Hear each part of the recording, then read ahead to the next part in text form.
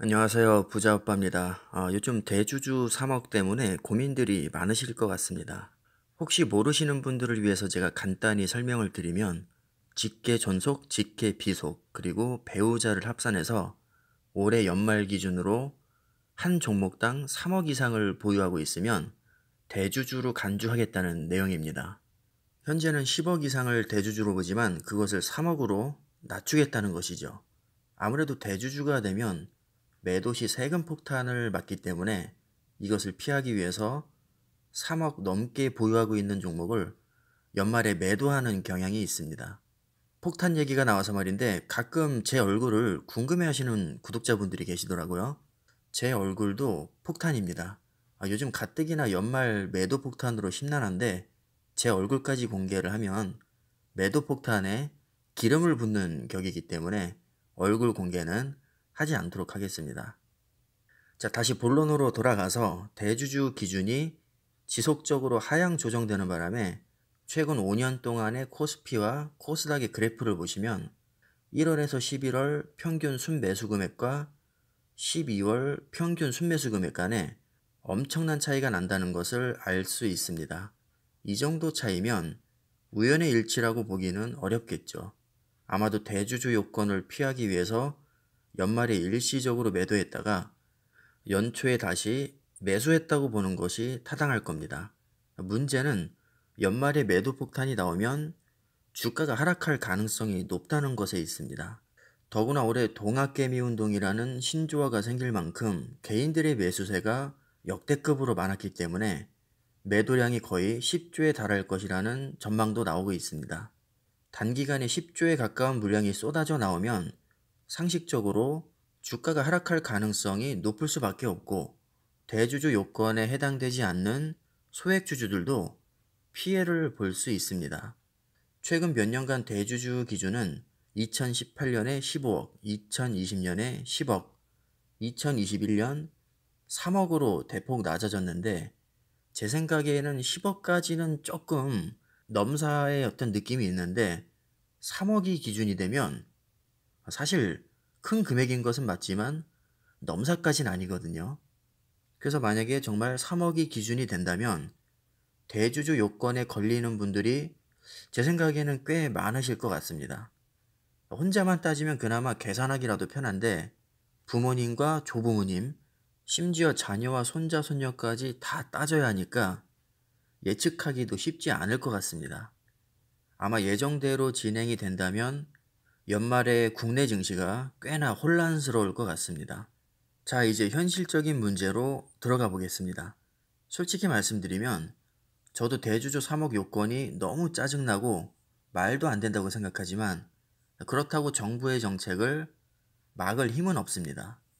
아무리 마음에 안 들어도 국가의 정책이 일단 정해지면 따를 수밖에 없을 텐데 대응을 어떻게 해야 할지에 대해서 아마 많은 분들이 고민을 하실 것 같습니다. 대주주에 해당이 되는지 안 되는지는 사실 둘째 문제입니다. 일각에서는 어차피 매도를 안 하면 상관없는 거 아니냐. 맞습니다. 매도 안 하면 세금 안 내죠. 그리고 3억 이상 보유자가 아니면 상관없는 거 아니냐.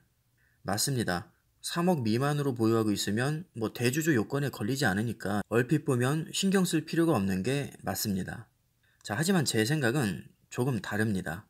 내가 대주주가 아니어도 당장 연말에 매도 폭탄이 나오면 주가가 폭락할 가능성이 높고 폭락하게 되면 내가 대주주든 아니든 내 평가 금액은 줄어들 겁니다. 그러니까 이건 세금 문제가 아니라 내가 가지고 있는 주식의 평가 금액 자체가 줄어들 수 있다는 얘기죠. 그래서 연말 매도 폭탄을 대비해서 현금화를 시켜야 될지 저도 사실 고민이 조금 됩니다. 저는 원래 폭락에 대비해서 현금화를 시키지 않는 스타일이거든요. 왜냐하면 예상을 빗나가는 경우가 너무 많아서 기껏 현금화 시켰는데 상승장이 나오면 멘붕에 빠질 수 있기 때문입니다. 막말로 폭락에 대비해서 현금화 시켰는데 폭등해버리면 억울해서 다시 들어갈 수 있을까요? 아마 웬만한 사람은 못 들어갈 겁니다. 아마 이렇게 생각하겠죠. 그래, 그럼 내가 현금화를 시킨 딱 그 금액까지만 기다려보자.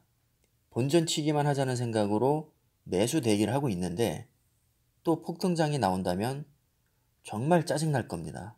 재수 없으면 내가 현금화 시킨 그 금액대를 다시는 못 볼 수도 있습니다. 그래서 저는 트레이딩을 거의 하지 않고 그냥 여윳돈 생기는 대로 주가에 상관없이 기계적으로 매수만 하는 스타일입니다. 그런데 이번 건은 조금 상황이 다릅니다.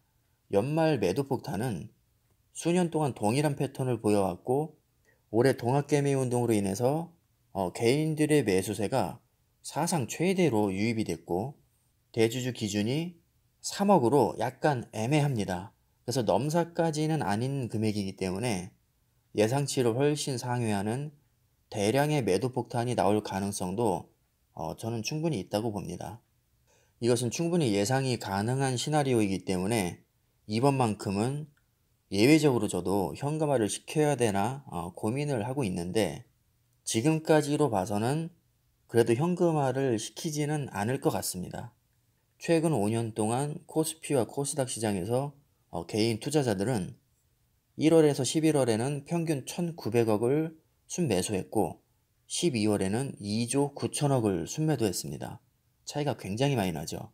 5년 동안 12월 달에 순매수를 한 적은 한 번도 없었고 전부 다 순매도였습니다. 금액도 편차가 큰데 2015년, 2016년, 2018년에는 1조 원대였지만 2017년과 2019년은 거의 5조에 가까운 금액을 순매도했습니다. 그런데 올해는 매도 폭탄이 10조 원에 육박한다는 전망이 이미 나오고 있고 이것으로 봐서 하락장이 나올 가능성이 높아 보이긴 합니다. 자, 올해 들어서 현재까지 개인 투자자들의 순매수량을 보면 코스피와 코스닥을 합쳐서 56조 원 정도가 됩니다. 대주주들의 매도 폭탄으로 하락장이 생각보다 크게 오게 되면 소액 개미들의 투매 가능성도 있기 때문에 매도량이 10조를 넘을 가능성도 꽤 있다고 봅니다. 하지만 연말에 매도 폭탄이 나온다고 해서 무조건 하락하냐? 당연히 그건 아닙니다. 주식이 예측대로만 흘러간다면 개나 소나 다 큰 돈을 벌 수 있겠죠. 하지만 아시다시피 주식은 예측이 불가능한 영역입니다. 그 누구도 장담할 수 없습니다. 2019년에 거의 5조에 가까운 매도 폭탄이 나왔는데도 종가 기준으로 11월 29일에 2087이던 코스피가 12월 27일에는 2204포인트로 오히려 상승한 적이 있습니다. 코스닥도 마찬가지로 632포인트에서 661포인트로 코스피와 동반 상승을 했기 때문에 단순히 연말에 매도 폭탄이 나온다고 해서 폭락한다고 단정 지을 수가 없습니다. 장 자체가 좋거나 외국인과 기관의 매수세가 강하면 개인들의 매도 폭탄을 다 받아먹고도 얼마든지 상승할 수 있습니다. 자, 하지만 현재 분위기로 봐서는 특별한 이변이 없는 한 상승보다는 하락할 가능성이 높아 보이는 것은 사실이죠. 지금까지 제가 말씀드린 것은 어디까지나 개인적인 추측이고 가정입니다. 지금 여기저기서 연말 폭락설에 대해서 얘기를 하고 있는데 사실 얼마든지 폭등장이 올 수도 있거든요. 11월에 미국 대선도 있고 여러 가지로 올 연말은 시끄러운 한 해가 될 것 같습니다. 제가 지금 연말에 현금화를 시킬지 고민 중이긴 한데 80% 정도는 그냥 홀딩하는 쪽으로 마음을 먹은 상태입니다. 언제 생각이 또 바뀔지 모르겠지만 어쨌든 지금 생각으로는 그렇습니다. 아니면 일부라도 현금화를 시킬까도 생각을 해봤는데 귀찮기도 하고 제가 그렇게 큰 돈을 굴리는 사람도 아닌데 이렇게까지 해야 되나 싶어서 그냥 일단은 홀딩을 마음 먹고는 있는데 조금 더 고민을 해봐야 될 것 같긴 합니다. 어차피 저는 매달 분할 매수를 들어갈 생각이기 때문에 폭락장이 오면 그냥 탈탈 털어서 조금 더 사자 이런 생각을 아직까진 하고 있는데 아마 여러분들도 많이 고민이 되실 것 같습니다.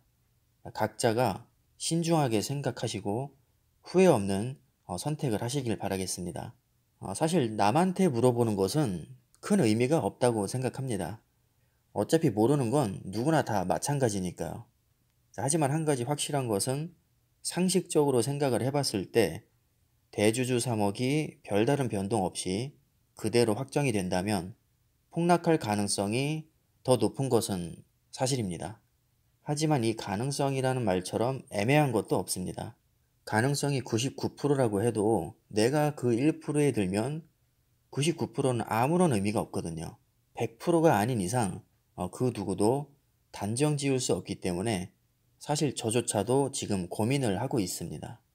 아마 주식하는 분들이라면 누구나 이런 고민을 하실 것 같은데 신중하게 잘 선택하셔서 어떤 결과가 나오든 후회 없는 선택을 하시길 바라겠습니다.